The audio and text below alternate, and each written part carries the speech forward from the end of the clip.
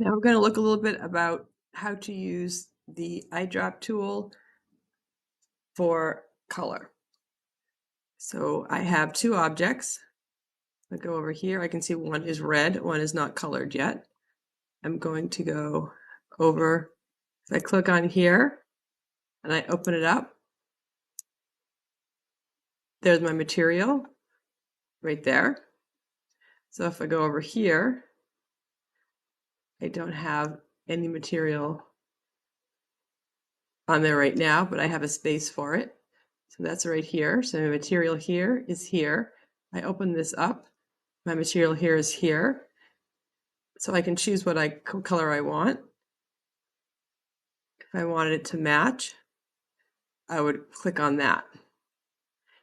If I have chosen some kind of specific color number, I can change the number there.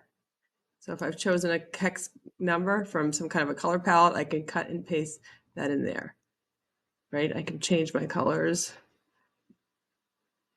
any way I want here. So that's the basics on how to put the colors on your objects by using the color picker.